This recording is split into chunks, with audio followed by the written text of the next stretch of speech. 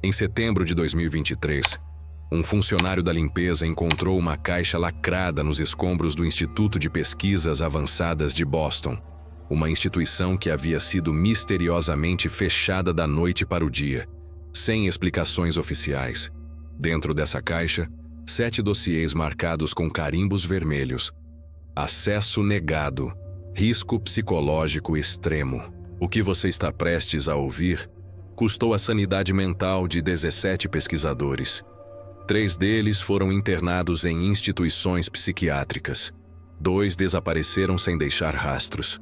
E um deles gravou uma mensagem antes de sumir. Algumas verdades não deveriam existir, mas agora que sabemos, não há como voltar atrás. Eu passei os últimos meses investigando esses casos e posso garantir que depois de hoje, você nunca mais vai olhar para o mundo da mesma forma. Mas preciso te avisar, se você tem medo do desconhecido, feche este vídeo agora, porque o que vem a seguir vai mudar algo dentro de você, para sempre. Isabella Romano tinha apenas 16 anos quando encontrou o diário em um sebo de livros usados em Veneza, no verão de 2019. Era um caderno de couro marrom, desgastado pelo tempo, com páginas amareladas que exalavam um cheiro doce e perturbador, como flores murchas misturadas com algo que ela não conseguia identificar. O vendedor, um homem de olhos fundos e mãos trêmulas, quase implorou para que ela não o levasse. Senhorina, esse diário, ele não é para pessoas jovens. Há coisas escritas ali que uma mente inocente não deveria ler. Mas Isabella, fascinada por antiguidades e histórias misteriosas, insistiu. Pagou 20 euros e saiu da loja com o diário debaixo do braço, ignorando o olhar aterrorizado do vendedor. Naquela noite, em seu quarto no hotel, Isabella abriu o diário pela primeira vez. As primeiras páginas estavam em branco, mas conforme ela folheava, começou a encontrar entradas escritas com uma caligrafia elegante, em italiano antigo. A primeira entrada era datada de 15 de agosto de 2019. Exatamente daquele dia. Cara Isabella, sei que você está lendo isto agora no seu quarto de hotel, às 23h47. Você acabou de tomar um banho e está vestindo uma camisola azul com estrelas. Há uma mancha de gelato de pistache na sua mala do sorvete que você comeu hoje de tarde na Piazza San Marco. Isabella sentiu o sangue gelar em suas veias. Como alguém poderia saber detalhes tão específicos sobre sua tarde? Ela olhou para sua mala, e lá estava a mancha verde de pistache que havia esquecido completamente. Com as mãos tremendo, ela continuou lendo. Amanhã, às 14h30, você receberá uma ligação de sua mãe. Ela dirá que seu avô está no hospital. Você comprará uma passagem de avião para Roma no voo das 18h45. No aeroporto, conhecerá um homem de cabelos grisalhos que se chama Marco. Ele mudará sua vida para sempre, mas não da forma que você espera. Isabella riu nervosamente, pensando que alguém estava pregando uma peça nela. Mas no dia seguinte, às 14h30 em ponto, seu telefone tocou. Era sua mãe, chorando. Isabella, você precisa voltar para casa. Seu nono está no hospital. Cada palavra do diário se cumpriu com precisão cirúrgica. O voo das 18h45, o homem de cabelos grisalhos, chamado Marco, que estava sentado ao seu lado no avião. Tudo exatamente como havia sido previsto. Mas as previsões do diário começaram a ficar mais sombrias. Ele descrevia acidentes que ela poderia evitar, pessoas que ela deveria evitar, decisões que não deveria tomar. Isabella se tornou escrava daquelas páginas, verificando obsessivamente o que o dia seguinte lhe reservava. O diário sabia quando ela teria sua primeira briga com o namorado, quando seria reprovada em matemática, quando sua melhor amiga a trairia. E sempre estava certo. Mas em dezembro de 2019, Isabella encontrou uma entrada que a fez questionar tudo. Cara Isabella, você está se perguntando quem sou eu, quem escreve estas palavras. A verdade é que você mesma escreve. Não a Isabella de hoje, mas a Isabella de amanhã, de depois de amanhã. de um futuro que ainda não chegou. Eu sou você, aos 32 anos, escrevendo do ano de 2035. E preciso te contar algo terrível. Conhecer o futuro não te dá poder sobre ele, apenas te transforma em sua prisioneira. Isabela quase jogou o diário fora, mas não conseguia parar de ler. As páginas revelavam não apenas seu futuro, mas os futuros alternativos que ela poderia escolher. Como se múltiplas versões de si mesma estivessem escrevendo diferentes possibilidades. A entrada mais aterrorizante veio em janeiro de 2020. Isabela, pare de ler este diário. Pare agora. Porque se você continuar, chegará ao ponto onde eu cheguei. Onde você descobrirá que não existe apenas um futuro, mas infinitos futuros acontecendo simultaneamente. E uma vez que você vê todos eles, sua mente não consegue mais distinguir qual é real. Mas Isabela não parou. Ela continuou lendo até chegar à última entrada escrita, datada de 15 de março de 2035. Isabela, eu não sei mais em que ano estou. Não sei mais que idade tenho. Vejo passado, presente e futuro acontecendo ao mesmo tempo. Vejo todas as versões de mim mesma. A que morreu aos 23, a que se casou com Marco, a que nunca encontrou este diário. Elas todas existem. Todas são reais, todas são eu. E agora todas estão gritando na minha cabeça ao mesmo tempo. Isabela Romano desapareceu em março de 2020. Seu quarto foi encontrado coberto de páginas arrancadas do diário, todas escritas com sua própria letra, mas em idades diferentes. Algumas pareciam ser escritas por uma criança, outras por uma mulher idosa. Todas falavam sobre futuros diferentes, contraditórios, impossíveis. O diário nunca foi encontrado, mas de vez em quando pessoas relatam encontrar páginas soltas em sebos de livros ao redor do mundo. Páginas que descrevem com precisão o que acontecerá com elas no dia seguinte. Quando Little Emma Thompson disse suas primeiras palavras em Portland, Oregon, em 2018, seus pais esperavam ouvir mamãe ou papai. Em vez disso, aos 15 meses de idade, Emma olhou diretamente para sua mãe e disse, com uma clareza impossível para sua idade: "Meu nome é Catherine. Por que vocês não me levam para casa?" Michael e Sarah Thompson inicialmente pensaram que era apenas a imaginação fértil de uma criança precoce. Mas conforme Emma crescia, suas memórias se tornaram mais específicas e mais perturbadoras. Ela desenhava mapas detalhados de uma cidade que nunca havia visitado. Falava sobre uma escola que não existia mais. Pedia para ver seus outros filhos, filhos que Michael e Sarah nunca haviam tido. Emma chorava pedindo para voltar para sua casa verdadeira. Uma casa vitoriana azul, com uma varanda branca e um jardim de rosas vermelhas. Desesperados, os Thompson procuraram ajuda psicológica. A doutora Helen Martinez, uma das principais especialistas em psicologia infantil do país, ficou intrigada com o caso. Emma conseguia descrever detalhes históricos sobre a década de 1940 com uma precisão que era impossível para uma criança de 3 anos. "Eu trabalhava na fábrica de munições durante a guerra", dizia Emma, brincando com suas bonecas. "Meu marido James estava na França. Eu tinha tanto medo de que ele não voltasse." A doutora Martinez decidiu investigar. Emma havia mencionado várias vezes que seu nome verdadeiro era Catherine Miller e que ela havia morado em Salem, Massachusetts. Pesquisando nos registros históricos, a doutora descobriu algo que a deixou sem dormir por semanas. Catherine Miller realmente existiu. Nasceu em 1919, trabalhou numa fábrica de munições durante a Segunda Guerra Mundial. Foi casada com James Miller, que morreu na Normandia em 1944, e morava em uma casa vitoriana azul em Salem. Catherine havia morrido em 1947, aos 28 anos, de tuberculose. Exatamente a doença que Emma dizia ter matado Catherine. Mas a descoberta mais chocante ainda estava por vir.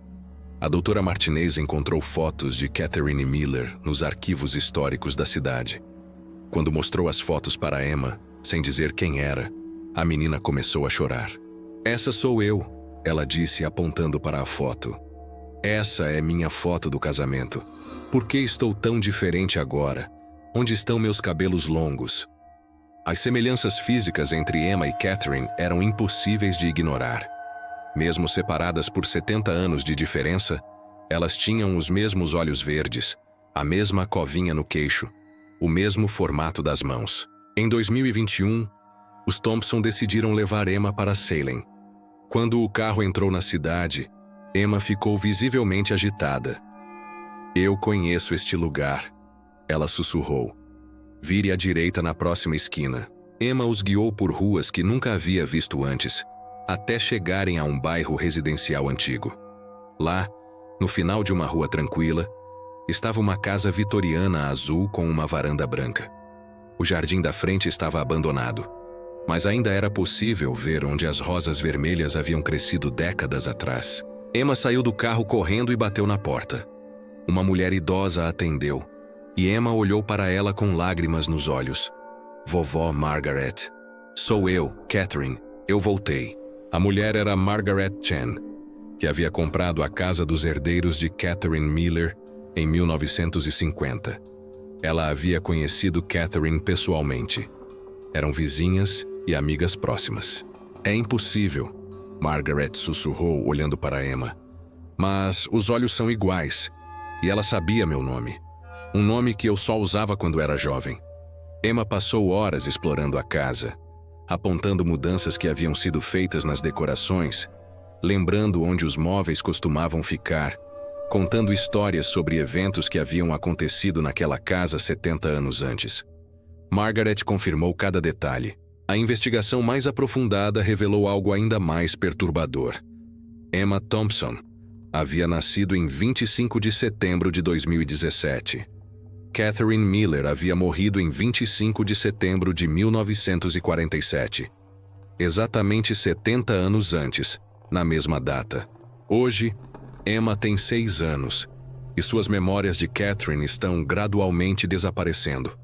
Mas às vezes, especialmente quando está triste ou com medo, ela ainda pergunta quando James voltará da guerra, e por que ela não consegue mais se lembrar do rosto de seus outros filhos. Os Thompson mudaram de Portland para Salem. Emma insistiu. Esta é minha casa verdadeira, ela disse. Eu posso sentir Catherine aqui. Ela está feliz por eu ter voltado. O antiquário Lorenzo Benedetti pensou que havia feito o negócio de sua vida quando comprou o espelho em um leilão de propriedades em Florença, no inverno de 2020. Era uma peça magnífica do século XVII, com moldura dourada trabalhada à mão e um vidro que refletia com uma clareza quase sobrenatural. O preço havia sido surpreendentemente baixo, apenas 500 euros, mas o leiloeiro parecia ansioso para se livrar dele. Há algo estranho com este espelho, o leiloeiro havia murmurado enquanto Lorenzo assinava os papéis. As pessoas que o possuíram, todas pediram para devolvê-lo ou simplesmente desapareceram. Mas você parece um homem racional. Talvez seja apenas superstição. Lorenzo riu da advertência e levou o espelho para sua loja no centro histórico de Florença. Ele o posicionou na vitrine, onde imediatamente começou a atrair olhares curiosos dos turistas. Mas algo estranho acontecia. As pessoas se aproximavam para se olhar no espelho e depois se afastavam rapidamente, com expressões de confusão ou terror. No primeiro dia, uma mulher elegante de meia-idade parou na frente do espelho para ajustar o batom. Segundos depois, ela estava gritando na rua, falando em inglês para qualquer um que quisesse ouvir. Esse não era meu rosto. O espelho mostrou outra pessoa. Lorenzo assumiu que era apenas uma turista dramática e continuou com seu dia, mas os incidentes se repetiram. Um homem jovem olhou no espelho e saiu correndo, dizendo que havia visto seu pai morto olhando de volta para ele. Uma criança começou a chorar, insistindo que o espelho havia mostrado uma senhora assustadora em vez de seu próprio reflexo. Curioso e cético, Lorenzo decidiu testar o espelho pessoalmente. Era uma quinta-feira à noite, e ele estava sozinho na loja, fechando o caixa. Ele se posicionou na frente do espelho e olhou para seu reflexo. e o que viu fez seu sangue gelar. Não era seu rosto olhando de volta. Era o rosto de sua ex-esposa, Julia, que havia morrido em um acidente de carro 3 anos antes. Mas não era Julia como ela era quando morreu. Era Julia como ela seria hoje, aos 45 anos, com cabelos grisalhos e rugas ao redor dos olhos. E ela estava falando, movendo os lábios silenciosamente, como se tentasse lhe contar algo urgente. Lorenzo recuou, com o coração disparando. Quando olhou novamente, seu próprio reflexo havia voltado ao normal, mas ele jurou ter visto lágrimas nos olhos de Julia e uma expressão de desespero que o assombrou pelo resto da noite. Determinado a entender o que estava acontecendo, Lorenzo começou a pesquisar a história do espelho. Descobriu que ele havia pertencido à família Montecroce, uma linhagem nobre de Florença que havia se extinguido misteriosamente no século XVIII. Segundo os registros históricos, todos os membros da família haviam morrido em circunstâncias estranhas. Suicídios, acidentes inexplicáveis, desaparecimentos. A última proprietária, a condessa Helena Montecroce, havia deixado um diário que foi encontrado após sua morte em 1784. Lorenzo conseguiu acesso ao documento através de um amigo historiador. O que leu o fez questionar sua própria sanidade. O espelho não mente. Ele mostra quem realmente somos por dentro, ou quem deveríamos ter sido, ou quem fomos em outras vidas. Mas algumas verdades sobre nós mesmos são pesadas demais para serem carregadas. Vi meu irmão Antônio se olhar no espelho e ver o rosto da criança que ele matou durante a guerra. Vi minha mãe contemplar seu reflexo e encontrar os olhos de todas as pessoas que ela destruiu com suas mentiras. E eu vejo todas as versões de mim mesma que poderiam ter existido se eu tivesse feito escolhas diferentes. Todas elas me olham com decepção. Fascinado e aterrorizado, Lorenzo continuou testando o espelho. Cada vez que se olhava, via algo diferente. Às vezes era Julia tentando se comunicar com ele. Outras vezes era sua própria mãe, que havia morrido quando ele era criança. Uma noite, viu uma versão mais velha de si mesmo. Um homem de 70 anos com olhos profundamente tristes, balançando a cabeça como se tentasse avisá-lo sobre algo. A experiência mais perturbadora aconteceu em dezembro de 2020. Lorenzo estava se preparando para fechar a loja quando decidiu olhar no espelho mais uma vez. O que viu o fez cair de joelhos. Era uma criança. Um menino de cerca de 8 anos com seus próprios olhos, mas muito mais jovem. O menino estava chorando e apontava para algo fora do campo de visão do espelho. Então Lorenzo se lembrou. Quando tinha 8 anos, havia presenciado um acidente terrível. Um homem havia sido atropelado bem na frente de sua casa. Lorenzo havia ficado paralisado de medo e não havia gritado para avisar o homem do carro que se aproximava.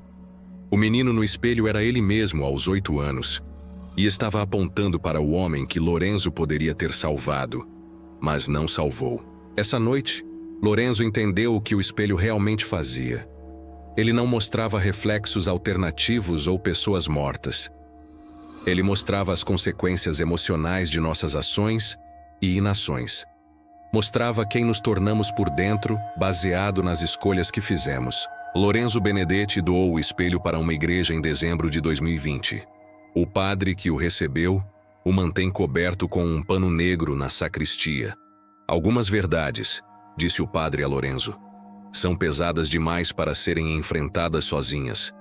Talvez quando estivermos prontos para o perdão, o espelho nos mostrará algo diferente. Lorenzo nunca mais se olhou no espelho, mas ele diz que, desde então, começou a fazer doações para famílias de vítimas de acidentes de trânsito, como se finalmente tivesse encontrado uma forma de salvar o homem que não conseguiu salvar quando criança. Quando doutora Miranda Ashworth acordou de seu coma em junho de 2021, após 3 semanas inconsciente devido a um acidente de bicicleta em Londres, ela sabia que algo havia mudado fundamentalmente dentro dela. Não eram apenas as óbvias sequelas físicas, as cicatrizes na cabeça, a leve claudicação na perna esquerda. Era algo muito mais profundo e infinitamente mais perturbador. Miranda conseguia ouvir vozes, mas não de pessoas vivas. A primeira vez aconteceu no hospital, durante sua segunda noite acordada. Era aproximadamente 2 da manhã quando ela ouviu uma voz feminina clara como cristal sussurrando em seu ouvido. Diga para minha filha que o dinheiro está escondido atrás da fotografia de casamento. Ela vai precisar dele para o tratamento. Miranda olhou ao redor do quarto vazio com o coração disparando. Não havia ninguém ali. Ela tocou o botão de emergência, mas quando a enfermeira chegou, a voz havia parado. Foi apenas um pesadelo, disse a enfermeira gentilmente. É normal após traumas na cabeça. Mas nos dias seguintes, as vozes se multiplicaram. Eram sempre diferentes. Homens, mulheres, crianças, idosos. Mas todas compartilhavam uma urgência desesperada, como se tivessem mensagens vitais que precisavam ser entregues. E todas falavam sobre suas próprias mortes ou sobre pessoas que haviam deixado para trás. Miranda era uma psiquiatra respeitada antes do acidente, especializada em transtornos dissociativos. Ela conhecia todos os sintomas de alucinações auditivas pós-traumáticas, mas essas vozes eram diferentes. Elas continham informações que Miranda não poderia saber. Informações que, quando verificadas, sempre se mostravam verdadeiras. A voz da mulher que falava sobre o dinheiro escondido, por exemplo. Miranda descobriu que uma paciente idosa havia morrido de câncer no mesmo hospital 3 dias antes de Miranda acordar do coma. A mulher se chamava Dorothy Chen, e ela realmente tinha uma filha com dificuldades financeiras. Quando Miranda, através de um assistente social, conseguiu fazer a mensagem chegar à filha de Dorothy, elas encontraram exatamente 3.700 escondidos atrás da fotografia de casamento. Dinheiro suficiente para pagar o tratamento de diabetes da filha. Mas esse foi apenas o começo. Conforme Miranda se recuperava e voltava para casa, as vozes se tornaram mais frequentes e mais específicas. Ela ouvia pensamentos finais de pessoas que haviam morrido recentemente, não apenas no hospital, mas em toda Londres. Era como se sua mente ferida tivesse se sintonizado em alguma frequência, onde os últimos pensamentos dos mortos ficavam ecoando. O caso mais comovente foi o de James Morrison, um engenheiro de 34 anos que havia morrido em um acidente de construção civil. Por semanas, Miranda ouvia a voz de James repetindo obsessivamente: Emma, eu escondi o anel no jardim, debaixo da roseira amarela. Eu ia pedir você em casamento no seu aniversário. Por favor, encontre o anel. Você merece saber o quanto eu te amava. Miranda rastreou Emma através de obituários e redes sociais. Ela era a namorada de James, uma enfermeira de 29 anos que estava destroçada pela perda súbita. Inicialmente cética, Emma aceitou encontrar Miranda em um café em Camden. Eu sei que isso vai soar impossível, disse Miranda, escolhendo cuidadosamente suas palavras. Mas James queria que você soubesse que ele escondeu algo no jardim de vocês, debaixo da roseira amarela. Emma ficou pálida.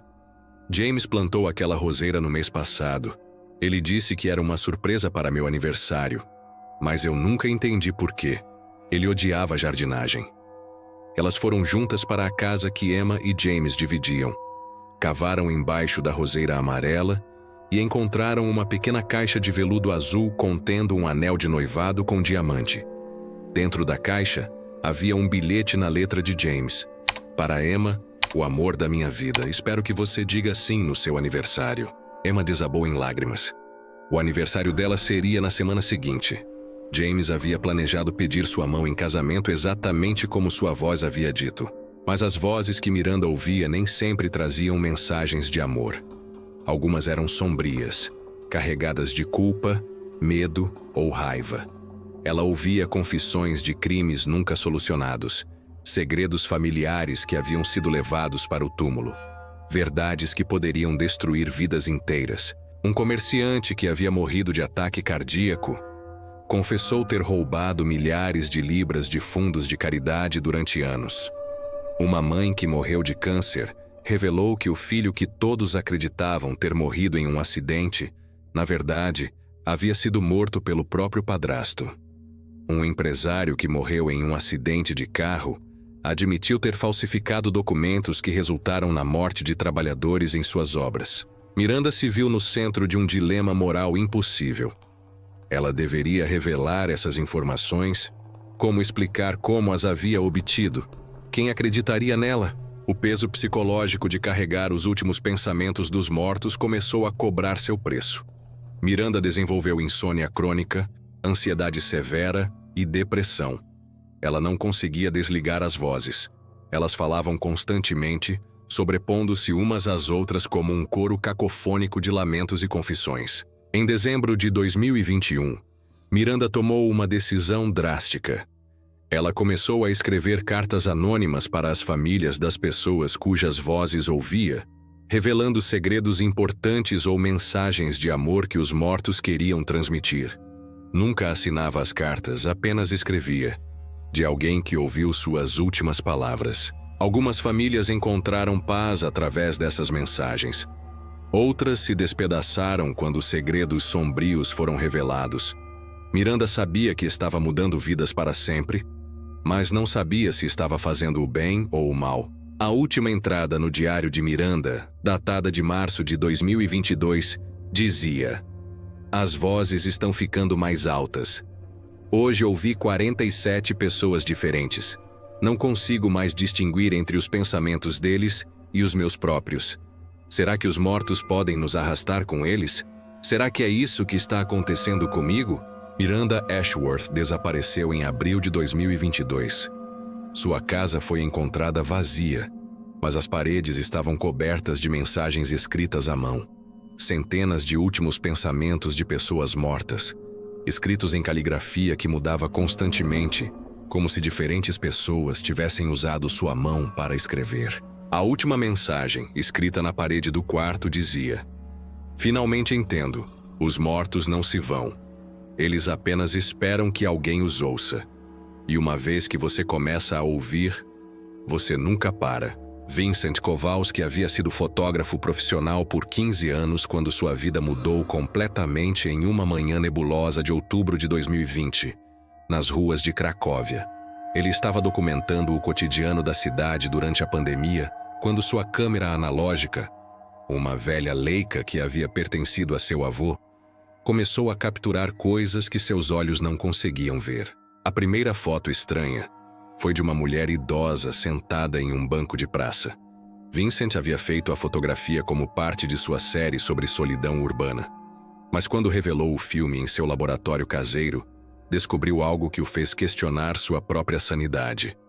Na fotografia, ao lado da mulher, havia outra figura, um homem idoso, sorrindo gentilmente, com a mão no ombro dela. Vincent tinha certeza absoluta de que não havia ninguém ao lado da mulher quando tirou a foto. Ele havia observado cuidadosamente a cena, esperado o momento perfeito, ajustado o foco. A mulher estava completamente sozinha no banco. Intrigado, Vincent voltou ao local no dia seguinte e encontrou a mesma mulher no mesmo banco. Ele se aproximou e mostrou a fotografia. A mulher olhou para a imagem e começou a chorar. "Esse é meu marido, Stefan." Ela sussurrou com voz embargada. "Ele morreu há 6 meses. Eu venho aqui todos os dias porque foi neste banco que nos conhecemos há 50 anos. E às vezes, eu juro que posso sentir ele sentado ao meu lado." Vincent ficou sem palavras. Como sua câmera havia capturado a imagem de um homem morto. Nos dias seguintes, o fenômeno se repetiu. Vincent fotografava pessoas nas ruas de Cracóvia e, quando revelava as imagens, descobria figuras adicionais que não estavam visíveis quando ele tirou as fotos. Eram sempre pessoas que pareciam ter alguma conexão emocional profunda com os indivíduos fotografados. Uma mãe empurrando um carrinho de bebê aparecia na foto acompanhada por uma figura feminina mais velha, com as mesmas características faciais. Quando Vincent mostrou a foto, a jovem mãe confirmou. Era sua própria mãe, que havia morrido no parto durante uma complicação médica anterior, deixando-a órfã aos 17 anos. "Eu sempre senti que ela estava comigo quando cuido da minha filha", disse a mulher. agora posso ver que estava certa. Um homem de meia idade, aparentemente esperando o ônibus, aparecia na fotografia ao lado de uma criança de cerca de 8 anos. O homem era Tomasz Nowak, um contador que havia perdido seu filho em um acidente de afogamento 5 anos antes. Eu converso com ele todos os dias. Tomasz explicou com lágrimas nos olhos. Pergunto conselhos sobre decisões importantes. E às vezes, eu juro que posso ouvi-lo respondendo. Vincent começou a perceber um padrão. Sua câmera não capturava qualquer espírito aleatório. Ela revelava apenas as presenças que tinham vínculos emocionais intensos com as pessoas fotografadas. Entes queridos que haviam morrido, mas que de alguma forma continuavam presentes na vida de quem ficou. Fascinado e aterrorizado com sua descoberta, Vincent decidiu testar os limites dessa habilidade inexplicável. Ele começou a fotografar pessoas em momentos de profunda tristeza ou saudade, em cemitérios, funerais, hospitais. Os resultados eram sempre os mesmos. Figuras adicionais apareciam nas fotos, pessoas que haviam sido importantes na vida dos fotografados, mas que já não estavam mais vivas. O caso mais impactante aconteceu quando Vincent fotografou uma jovem visitando um túmulo no cemitério Rakovic. Na fotografia revelada, a jovem aparecia cercada por 5 figuras diferentes: 2 mulheres mais velhas, 2 homens de meia idade e uma criança pequena. Quando Vincent mostrou a imagem, a jovem se chamava Anna Kowalska, sem relação familiar com Vincent, e havia perdido toda a sua família em um acidente de carro 3 anos antes. Essas são todas as pessoas que eu perdi, ela sussurrou tocando cada figura na fotografia. Minha mãe, minha avó, meu pai, meu padrinho e meu irmão pequeno. Eles estavam todos no carro comigo. Eu fui a única sobrevivente. Anna olhou para Vincent com uma mistura de gratidão e terror. Como isso é possível? Como você conseguiu fotografar eles? Vincent não sabia responder, mas conforme continuou suas experiências, descobriu algo ainda mais perturbador. As figuras nas fotografias não eram estáticas. Elas pareciam estar tentando se comunicar, gesticulando, apontando, movendo os lábios como se falassem. E sempre que Vincent fotografava a mesma pessoa em momentos diferentes, as figuras espirituais apareciam em posições ligeiramente diferentes, como se fossem entidades conscientes reagindo ao momento presente.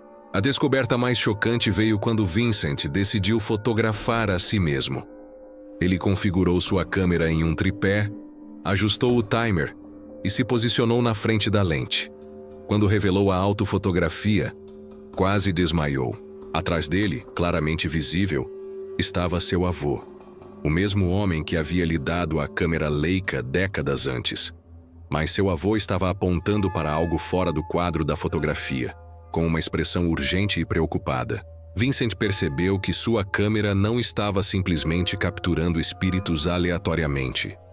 Ela estava revelando uma dimensão da realidade que normalmente permanecia invisível. Uma dimensão onde os mortos continuavam presentes, observando, protegendo, tentando se comunicar com aqueles que amavam. Mas em janeiro de 2021, as fotografias de Vincent começaram a mostrar algo diferente e muito mais aterrorizante. Junto com as figuras familiares e amorosas, começaram a aparecer outras presenças. Figuras sombrias, sem rosto definido, que pareciam estar seguindo as pessoas fotografadas. Uma empresária bem-sucedida apareceu em sua foto acompanhada não apenas pelo espírito protetor de sua falecida mãe, mas também por uma figura escura que parecia estar sussurrando em seu ouvido. Dias depois, Vincent soube pelos jornais que a mulher havia se suicidado. Um estudante universitário foi fotografado com o espírito de seu irmão morto ao lado esquerdo, mas uma presença sombria ao lado direito. Na semana seguinte, o jovem foi encontrado morto por overdose em seu apartamento. Vincent começou a perceber que sua câmera não capturava apenas espíritos benevolentes.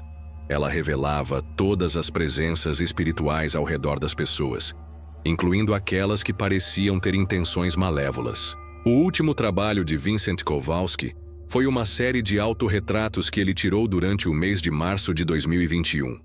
A cada dia, ele fotografava a si mesmo, documentando o que via.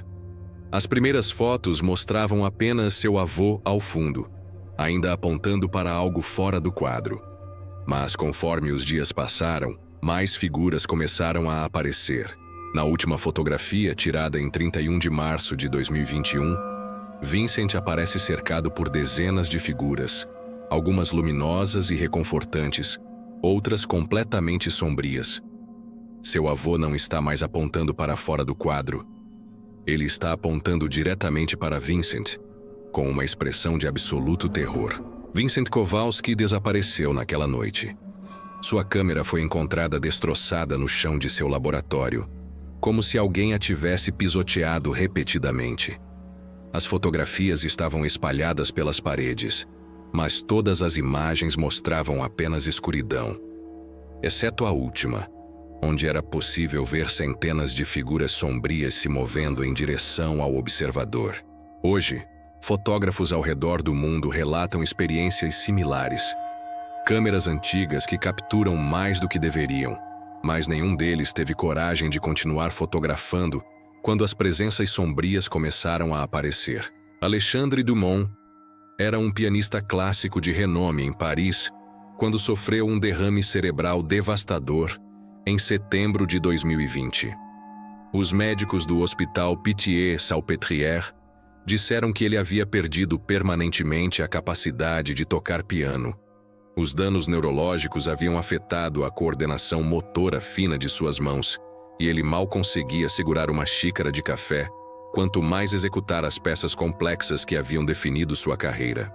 Durante meses de fisioterapia dolorosa e frustrante, Alexandre lutou para recuperar movimentos básicos. Sua esposa, Celeste, havia transformado o estúdio musical da casa em um quarto de recuperação, cobrindo o piano de cauda Steinway, que havia sido o centro da vida de Alexandre por 40 anos. Ela não suportava ver o instrumento silencioso, e Alexandre não suportava ser lembrado do que havia perdido. Mas em uma noite de março de 2021, algo extraordinário aconteceu. Alexandre acordou às 3 da manhã com uma melodia completa ecoando em sua mente. Não apenas as notas, mas arranjos orquestrais completos, harmonias complexas que ele nunca havia ouvido antes, mas que soavam familiar como respirar. Era música que parecia vir de algum lugar profundo e antigo, música que ele sabia que não havia composto, mas que sentia como se fosse completamente sua. Movido por um impulso irresistível, Alexandre desceu para o estúdio e descobriu o piano. Suas mãos, que haviam sido inúteis por meses, se moveram sobre as teclas com uma fluidez que desafiava toda a lógica médica. Não apenas ele conseguia tocar, ele tocava melhor do que jamais havia tocado em sua vida, executando composições que existiam apenas em sua mente, mas com uma perfeição técnica que superava seus melhores dias antes do derrame. Celeste despertou com o som do piano e desceu encontrar seu marido completamente absorto na música, tocando com lágrimas escorrendo pelo rosto. Mon Dieu, Alexandre, ela sussurrou. Como isso é possível? Mas Alexandre não parou de tocar.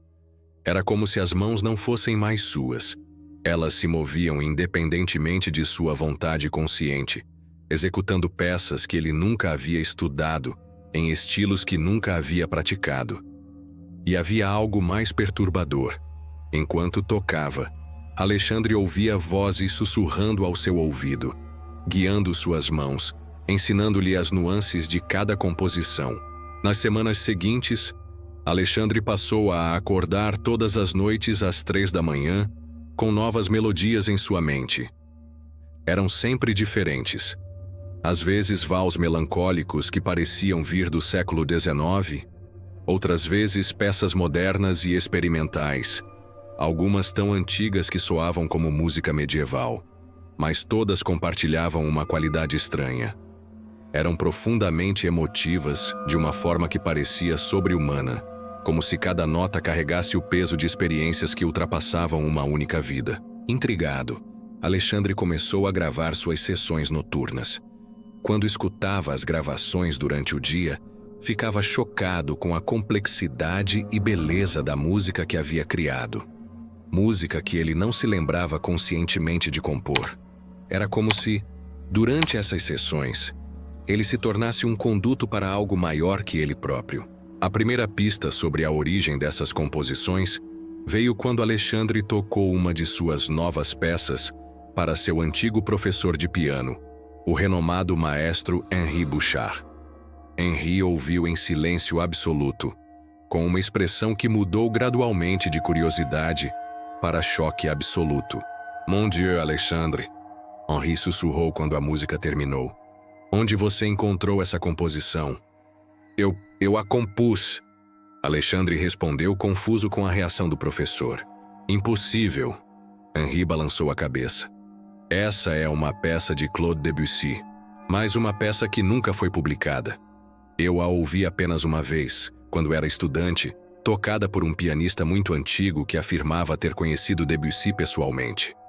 Ele disse que era uma composição que Debussy havia tocado apenas para amigos íntimos, poucos dias antes de morrer, mas que nunca foi escrita. Alexandre ficou perturbado. Como poderia ter composto uma peça de Debussy que nem mesmo existia oficialmente? Determinado a entender o fenômeno, Alexandre começou a pesquisar as outras composições que havia criado. Com a ajuda de musicólogos e historiadores, descobriu algo que o deixou sem dormir por semanas. Cada uma de suas novas composições podia ser rastreada até compositores mortos há décadas ou até séculos. Uma valsa melancólica era uma obra perdida de Frédéric Chopin, mencionada apenas em cartas que ele havia escrito para sua irmã, mas nunca encontrada. Uma sonata dramática correspondia perfeitamente ao estilo de Ludwig van Beethoven durante seu período final, com complexidades harmônicas que só ele poderia ter criado. Uma peça experimental soava exatamente como as obras mais avançadas de Olivier Messiaen, com técnicas composicionais que apenas ele dominava. Mas a descoberta mais perturbadora veio quando Alexandre compôs uma peça que reconheceu imediatamente.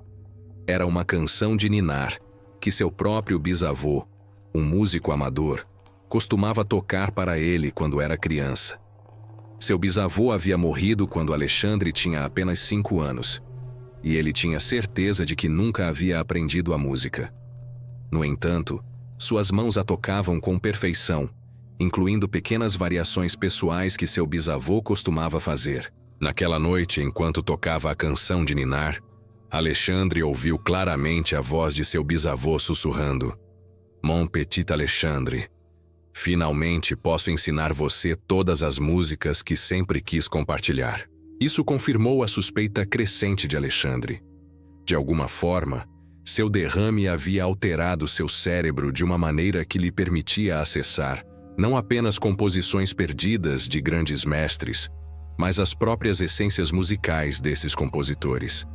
Era como se ele tivesse se tornado um médium musical, capaz de canalizar as criações não realizadas ou perdidas de músicos mortos.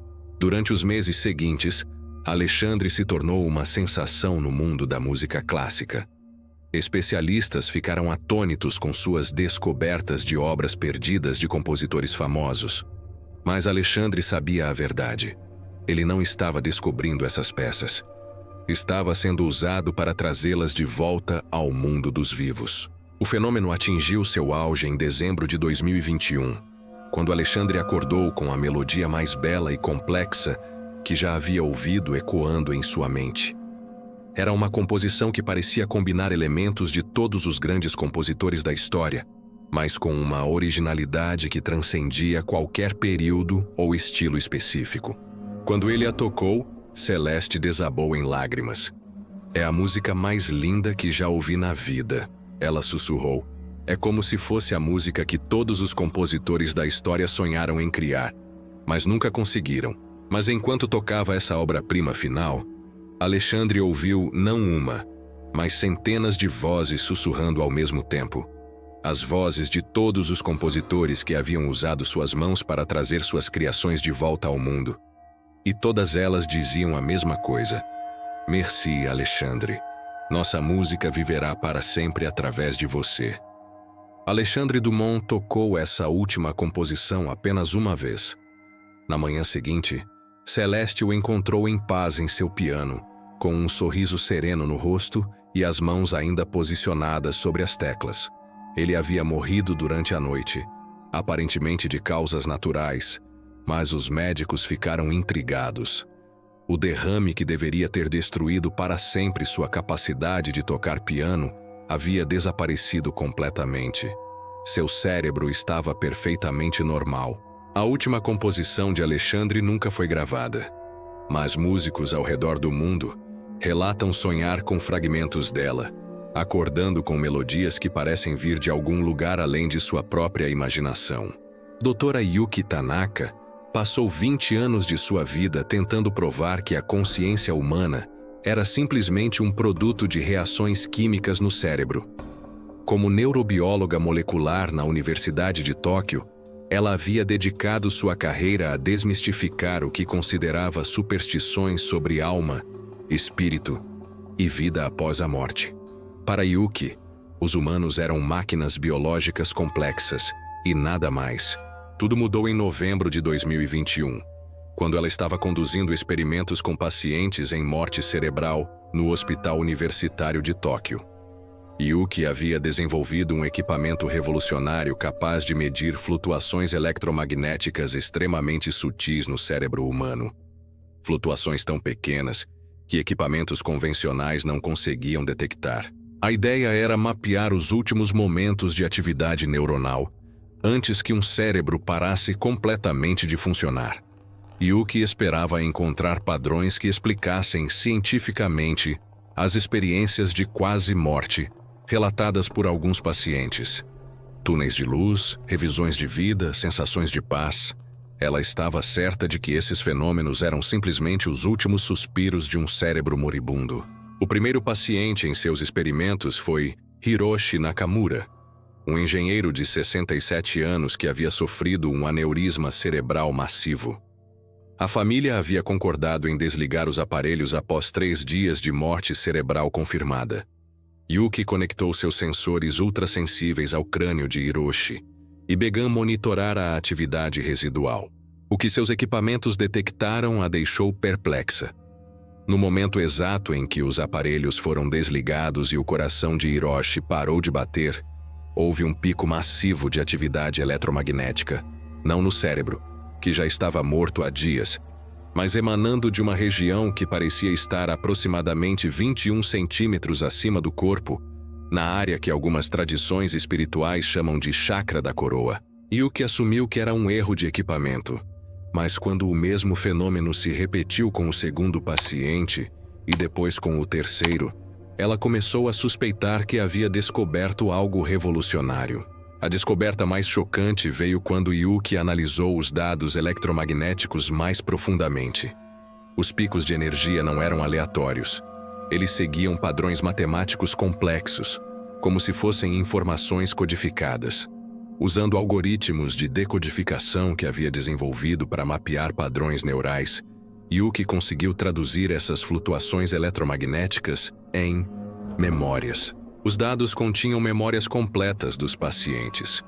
Não apenas memórias recentes, mas memórias de toda a vida, organizadas em uma estrutura multidimensional que desafiava tudo o que a ciência conhecia sobre armazenamento de informações biológicas. Era como se toda a experiência consciente de uma pessoa fosse comprimida em um padrão eletromagnético que se separava do corpo no momento da morte.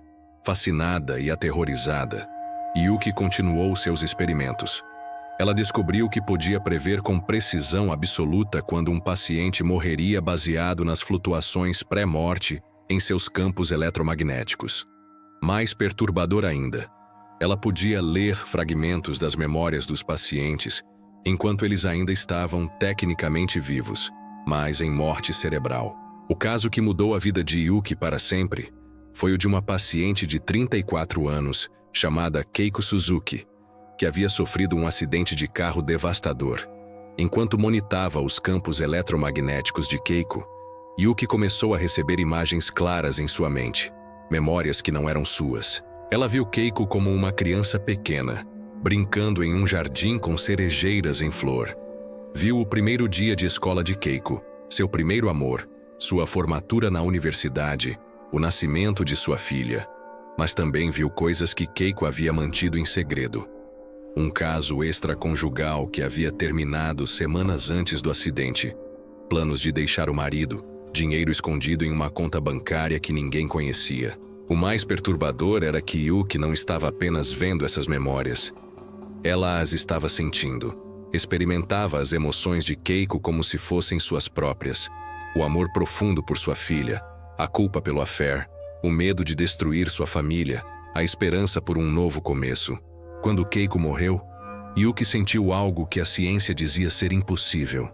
Ela sentiu a consciência de Keiko se separando de seu corpo como uma entidade distinta, carregando consigo todas essas memórias e emoções. E mais aterrorizante ainda, por um breve momento, Yuki teve certeza de que Keiko estava consciente de sua presença, olhando para ela com gratidão por testemunhar sua passagem. Determinada a entender o fenômeno, Yuki começou a trabalhar na elaboração de uma equação matemática que pudesse explicar o que estava observando. Usando princípios de física quântica, teoria da informação e neurobiologia, ela desenvolveu uma fórmula complexa que descrevia como a consciência poderia existir como um campo eletromagnético independente do cérebro físico. A equação de Yuki sugeria que a consciência não era produzida pelo cérebro, mas sim recebida por ele, como um rádio sintonizando uma estação. O cérebro funcionaria como uma antena biológica que capta e processa um campo de consciência universal. A morte seria simplesmente o momento em que essa antena para de funcionar, mas o sinal continuaria existindo. Em março de 2022, Yuki publicou seus achados em uma revista científica obscura, sabendo que a comunidade científica mainstream rejeitaria sua pesquisa.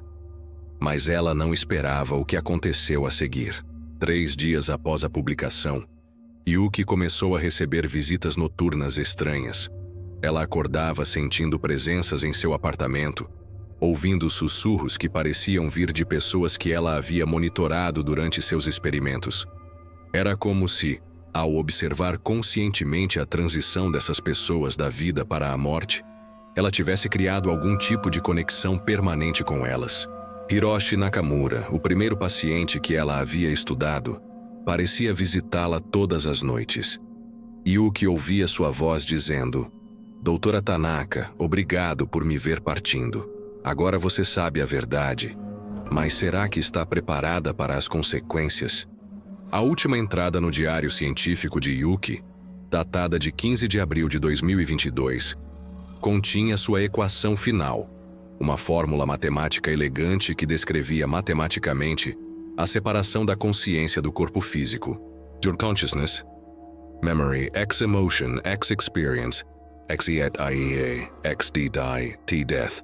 Abaixo da equação ela havia escrito: a alma existe, é mensurável, é eterna. E uma vez que você vê isso cientificamente, você nunca pode desver. Elas sabem que eu sei. E agora elas vêm me visitar. Yuki Tanaka desapareceu em maio de 2022. Seu laboratório foi encontrado em perfeita ordem, exceto por uma coisa.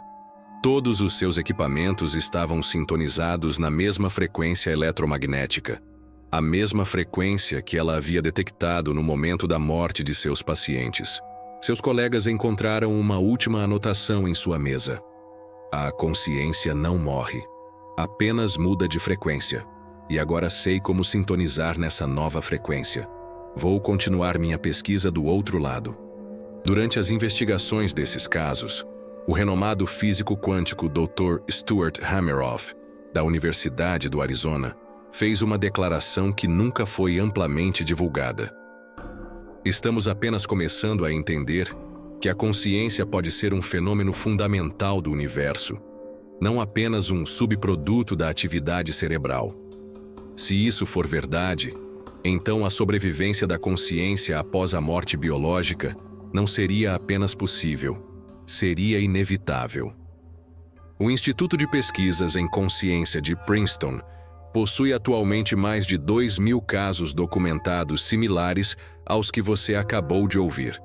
Apenas uma equipe restrita de pesquisadores tem acesso a esses arquivos, e 3/4 deles desenvolveram algum tipo de experiência paranormal própria após estudar os casos. Uma estatística que as instituições científicas preferem manter em segredo. Desde 2020, mais de 400 cientistas ao redor do mundo relataram experiências sobrenaturais durante suas pesquisas. Físicos quânticos veem partículas que se comportam como se fossem conscientes. Neurocirurgiões relatam pacientes em coma que descrevem conversas que aconteceram durante suas cirurgias. Astrônomos captam sinais de rádio que parecem conter padrões inteligentes vindos de regiões do espaço onde não deveria haver vida.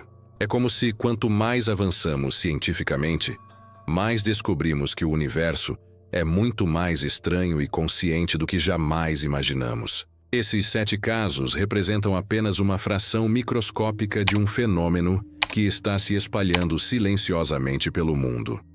Cada um desses relatos foi investigado, documentado e verificado por cientistas que arriscaram suas carreiras para buscar a verdade. Mas há algo que conecta todos esses casos. Algo que as autoridades não querem que você saiba. Em cada um desses fenômenos, as pessoas envolvidas relataram a mesma sensação. A de que uma barreira invisível que sempre existiu entre nosso mundo e algo além está se tornando mais fina, mais permeável. Helena Volkov recebeu mensagens do futuro através de uma máquina de escrever. Emma Thompson nasceu com memórias de uma vida anterior. Lorenzo descobriu um espelho que revelava a verdade sobre as almas. Miranda passou a ouvir os pensamentos finais dos mortos. Vincent fotografou espíritos que acompanham os vivos. Alexandre canalizou composições musicais de compositores mortos. E Yuki provou cientificamente que a consciência sobrevive à morte física. Esses não são casos isolados. São sintomas de uma mudança fundamental na natureza da própria realidade. E se eu te disser que você, que assistiu até este ponto final, pode estar mais conectado a esses mistérios do que imagina? Pense. Quantas vezes você já teve a sensação de déjà vu? Quantas vezes sonhou com pessoas que nunca conheceu, mas que pareciam familiar? Quantas vezes sentiu uma presença invisível ao seu lado em momentos de tristeza ou solidão? Essas experiências não são coincidências. São sinais de que você também está sintonizado nessa frequência, nessa dimensão onde o impossível se torna possível. Mas há algo mais perturbador que preciso te contar. Nos últimos meses, pesquisadores descobriram que pessoas que ouvem histórias como essas, pessoas como você, que buscam ativamente conteúdo sobre fenômenos sobrenaturais, têm 73% mais probabilidade de desenvolver suas próprias experiências paranormais nos meses seguintes. É como se a simples exposição a esses relatos despertasse algo adormecido em nossa consciência. Como se existisse um mecanismo evolutivo em nossa mente que só se ativa quando reconhece que outros humanos já estão vivenciando esses fenômenos. Você pode estar se perguntando por que estou te contando isso. Por que expor você a informações que podem mudar fundamentalmente sua percepção da realidade? A verdade é simples, porque já é tarde demais para voltar atrás.